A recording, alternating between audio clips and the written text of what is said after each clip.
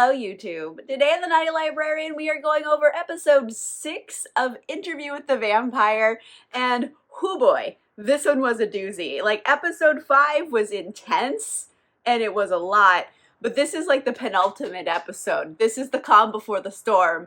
Whoo boy, episode 7 is going to be a shitstorm. I can't wait. But anyway, let's get into what actually happened in episode 6 because there are some bombshells here. Our episode starts out with Louis. He's convalescing after being dropped by Lestat in the end of the last episode. And, you know, after falling from the sky, he's very physically hurt, obviously. But he's also very emotionally traumatized, you know, for multiple reasons. His, like, lover of, like, 20 years is the one who did this to him. And also, like, he fell from the sky. Like, he's very traumatized.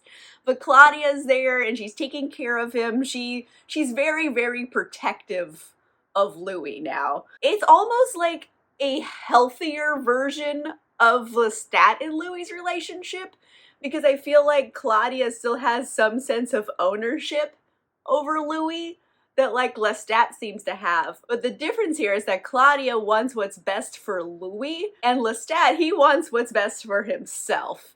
So it's a different type of nurturing going on here, but, like, it's a similar situation where they both feel they have ownership over Louis. It's just one is a lot healthier than the other. Then we're gonna cut back to the present for a hot second. We're back with Daniel. He's having his Parkinson's treatment, and there's a doctor there, and he's just really uncomfortable. He doesn't want to be part of this interview. He wants to be, you know, off the record. And I'm gonna let you guys know this is a huge book Easter egg. This is Dr. Farid Bansali, and this is an actual character from the Vampire Chronicles. However, he doesn't get introduced until, like, Prince Lestat, so almost the end of the series, so very much in the future. And he's actually a vampire then. He was turned, like, back in the 80s. Not by any of the characters we know, really. It was just some other vampire. Obviously, we're meeting him pre-vampire, so this kind of like a big book Easter egg, like this will be a vampire in the future. And I double-checked that he wasn't a vampire now, because he's walking around in the sun. Like, he's not a vampire yet, but book Easter egg, he is in the future. But after that big old Easter egg, we're gonna go back to 1930. So Lestat, he basically just disappeared after that night.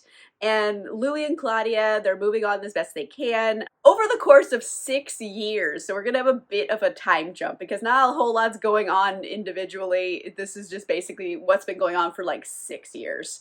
So Lestat has been an outside presence here because he keeps doing all these weird little things to try to make up with them. Like, he calls them on the phone a lot, they don't pick up the phone. And he keeps trying to send them, like, expensive gifts, they burn them. They are not pro Lestat right now. They don't want to deal with him. Like, even one night he shows up at the house with, like, this really fancy gift for Louis, and Louis and Claudia, they turn him away, and, like, Louis even throws, like, Lestat's coffin out the window into the street. So yeah, like, they don't want to see him. But Lestat doesn't take no for an answer here, so he, like, takes it up a notch. He, like, ambushes them in the street with, like, a Rolls Royce he bought them. Here you go, here's a giant car. And saying how he changed, and he wants them back. I'm a different man, I'm sorry. But, you know, Louis still not ready to forgive him yet. Lestat did a number on him. However, the problem is Louis just can't quit him, because even Lestat's like, tell me you don't love me, tell me you don't want to see me, I'll go away forever. And Louis just can't bring himself to say it. It says a lot about, you know, abusive relationships in general, where it is very difficult to get out of them because this is a person you fell in love with, and now you've fallen out of love with them, but there's still this part of you that remembers the good times. Luckily, Claudia is there to protect him. She sees through a lot of Lestat's bullshit. She's like, nope, not dealing with you. You're a piece of shit. Then we're gonna get, like, the pinnacle of the Lestat mea culpas, because it's 1937. Lestat goes for his grandest and also, frankly, a little fucked up gesture of all. He wrote this song for Louis called Come to Me, and he hasn't written a song in like 100 years. And he only had one copy made. He pressed it onto a record, he sends it to Louis. Okay, that seems kind of romantic. However, what's fucked up about this? Oh, I'll tell you, is that he has fucking Antoinette singing it. I haven't talked about Antoinette all that much since she was introduced as, like, the lounge singer at the Azalea a few episodes ago. And, like, Lestat had a fling with her. I mean, in the last episode, I don't think I talked about it, but it was revealed that he was still in a relationship with her, which is not just like an open relationship where you have like little like flings and it's just sex. No, this is like a long-term relationship he's had with her. He's cheating, that kind of thing. So sending your main squeeze a record that has your side piece singing on it, oh my word, the audacity, sir. Louis does not take this well, so he's like, oh, hell no. So he leaves. He literally swims the Mississippi River to go over to Antoinette's house and confront Lestat. And like when he gets there, they are obviously mid-bonage. Like they were just fucking. And frankly, this is all Lestat wanted. He just wanted attention. So they kick Antoinette out of her own damn house and they proceed to hate fuck each other. Like honestly, at this point, I feel a little bad for Antoinette. Like this is a lot to deal with. So yeah, in the most bizarre way possible, Lestat and Louis are kind of back together. However, this does not mean that Claudia is pro taking Lestat back. She is willing to put up with him for Louis' sake, but they're gonna have to set some ground rules for this to even try to attempt to function. So first of all, this whole affair with Antoinette is over. They want him to kill her. Lestat has to kill Antoinette, rule 1. Second of all, they all need to have much more equality in their relationships. And third, Lestat has to stop lying and withholding information because he's very much lying and withholding information. Like Louis was with him for 20 years and he didn't know that motherfucker could fly. Like that's like a secret you should probably let people know about. And they even ask questions I think a lot of fans have been also asking, like if Lestat had something to do with Paul's death in episode 1. And Lestat completely denies this. And honestly, like, I actually kind of believe him here because usually when he's lying about things, he like makes a joke or he tries to divert attention or he gets very grandiose. This one isn't like that. He just looks Louis right in the eye and just like, of course not. Why would I do that? He just very simply says no. So in my opinion, I don't think he had anything to do with Paul's death. Also, there's the fact that like he could have killed Louis' whole family in one go and made it look like an accident if he really wanted to. So like, I believe him on the Paul front. And they even ask him for more of his backstory because he's never shared it with him. Who made Lestat? How did this happen? The story he tells is rather book accurate. Basically, one night he got kidnapped out of his room and taken away to like this tower where a vampire named Magnus turned him into a vampire and then gave him a bunch of money. And then Magnus just jumped into a fire and died. So, like, wow, what an introduction to being a vampire. That's a lot, right? So in the end, the gang's all back together again. However, it's been a super long time that all 3 of them have been living at this address. I mean, you know, people have come and gone, but like, it's been 27 years at the same address, and these people haven't aged a day. And like, the neighbors are starting to get wise of this and they're starting to suspect something's up with them. They're like people are leaving little like voodoo things outside of their house trying to ward off evil. And I don't know if this is supposed to be a connection to like the Mayfair witches at all, because I know they're in New Orleans too. And similar to like the story structure in the book, time just goes on. Like they just like all of a sudden like 2 years have passed, but we've only had like 1 scene. And that's kind of how it is in the book because, you know, they're vampires. Time doesn't really mean the same thing as it does to humans as it does to them. So like they're like, oh yes, we went to a park. By the way, it's 2 years later. Like, and that's just kind of how time is transient in the show. But they're all trying to make this work for Louis' sake because basically everybody loves Louis. So they're making a lot of compromises, and even Louis, he starts to make compromises too. He agrees he'll start hunting humans again because basically he's kind of a judgmental vegetarian vampire. and he basically makes the other 2 feel bad for eating meat while he doesn't. So he's like, fine, I'll hunt humans again. They're all trying to make it work.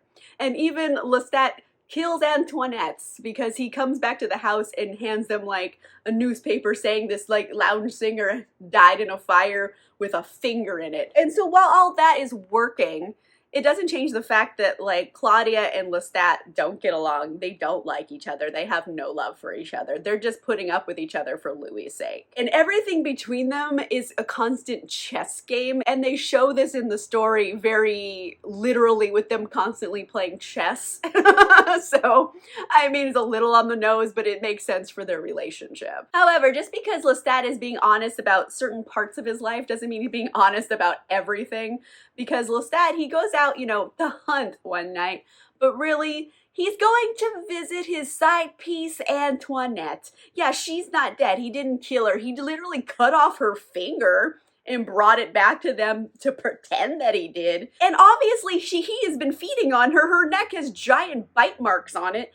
Like I don't know if she's like in thrall of him or she's just like super devoted because she's still like in love with him. And Antoinette is really like more of a means to an end for him because he wants to feel powerful. He wants to feel like this person needs me with every breath in their body, and he's not going to get that from Louis or Claudia for multiple reasons. So he that's why he's keeping, you know, Antoinette around, not out of like love for her or what's best for her. Again, kind of the same situation with Louis. He wants Louis around because it's what's best for Lestat, not what's best for Louis. And of course, Louis and Claudia find out about this. Like, Lestat isn't even really trying very hard to keep it secret. And like, Louis doesn't have the reaction you think he's gonna have. He's not mad or sad or betrayed or anything. He's just numb. He's like, yeah, this doesn't surprise me, frankly.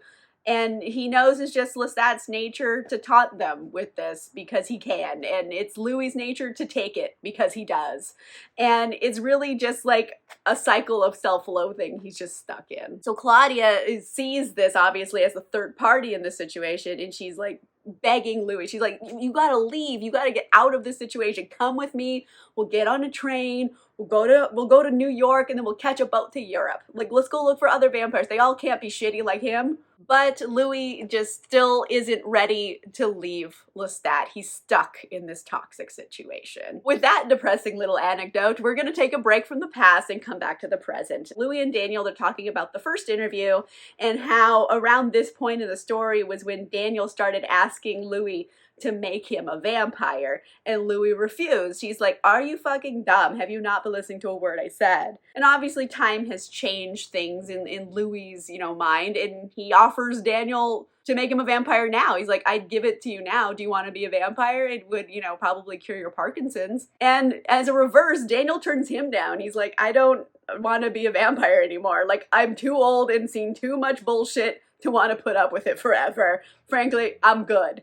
So he turns him down. It's like the opposite situation. However, this whole exchange really hurts Louis's assistant Rashid's feelings. Like, he just looks so sad about it. He asks to be excused. He's like, can I leave now? Like, he's very upset. I don't know if like it's because Louis has promised to change him into a vampire at some point, or he wants Louis not to do that with Daniel. He doesn't feel like Daniel's deserving, or he's jealous.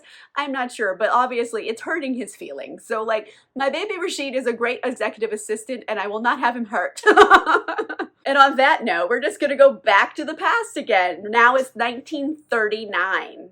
So time has gone by. Like I said, time is very transient in this story, and Claudia really did get on a train and left. Louis was okay with it. He's like, go, you should be free at least. Claudia gets on the train. She's excited. She's like, I'm finally going to be free. I'm gonna go to Europe.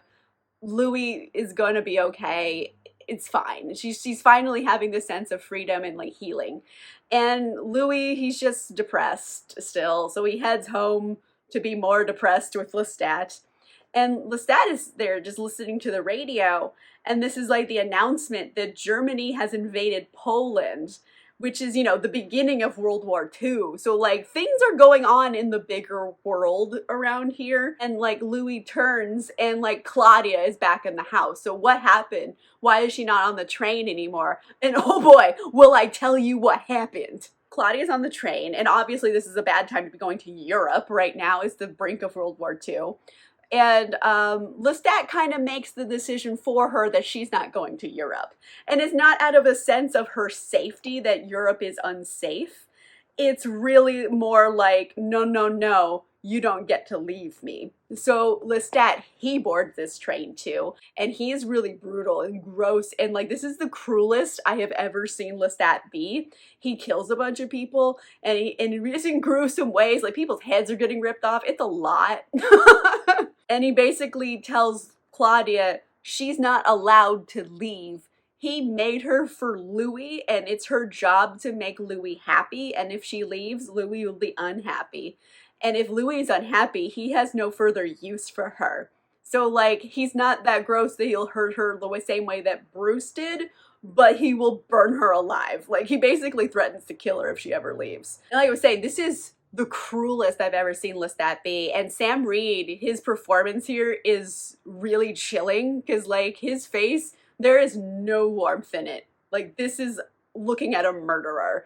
And it's like, yikes, this is like a really scary scene. So props to Sam Reed. Like, I think he acted the shit out of it. And so basically Claudia's now prisoner, the same way Louis is. And this is the last straw for Claudia. She was willing to put up with a lot of shit from Lestat, and this has crossed the line. Finally, this is the last straw.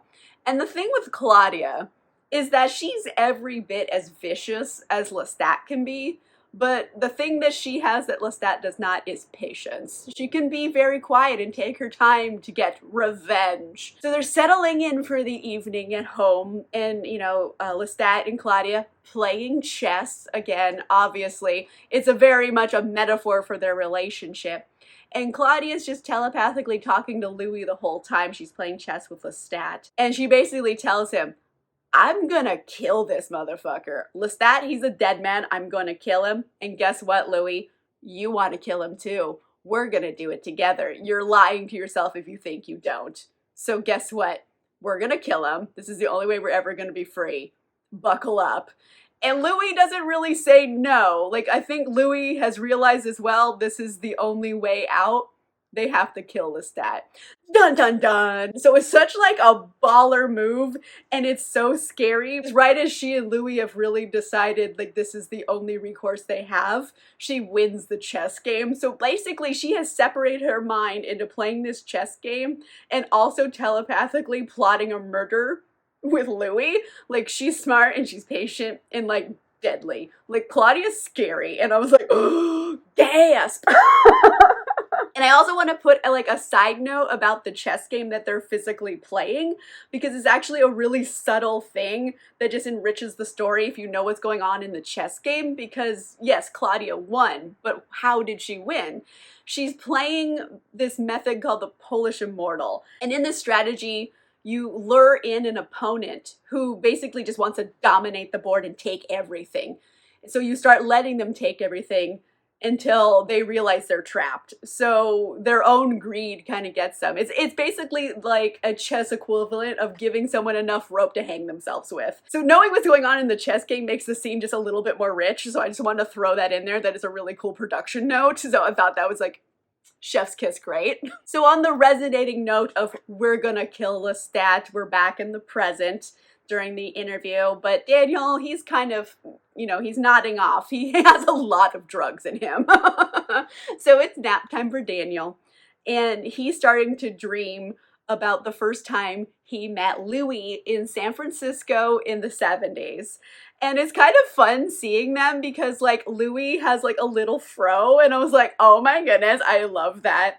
And the guy they've got to play young Daniel, oh my, he looks, it's like perfect casting, am I right? This kid looks exactly like a young Daniel. It's crazy. Like I said, they met in the 70s. It's a gay bar. It's San Francisco. Louis like, hey, let's go to my apartment over on Divisadero. You can interview me. It'll be cool. And then they drop a total bombshell and they don't address it, and I am not okay. Because guess who was at the bar with them? Rashid. Rashid was just there. He was just there in the 70s, and he looks exactly the same age as he is now. What? Why was he there? How is he not aged? And he's not a vampire. I went back and checked. He's been out in the sun. So, like, what is happening? Like, I had to get up and I started pacing around the room going, what? What is happening? Like, I am not okay. They just dropped this bombshell. Are they going to address it in the finale? I don't know. All of this is leading into episode 7, the finale, where, like, they're gonna kill Lestat. They're gonna kill him. FYI, guys, that's gonna happen. Oh boy. Oh man! And like I can just picture the end scene of the finale, and like, I mean, the book has been out for nearly 50 years now. I don't feel like spoilers count at this point. But like, ooh, it's gonna end with them burning that building down. And I'm like, it's gonna be so dramatic. Oh my gosh. So anyway, this was a crazy episode and it was so good. So many bombshells. I'm obsessed. Let me know in the comments down below, what was your favorite part of this episode? Do you have any predictions for the next episode?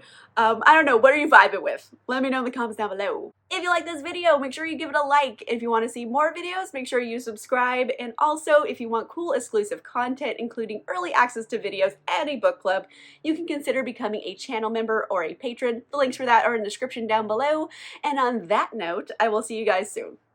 Bye!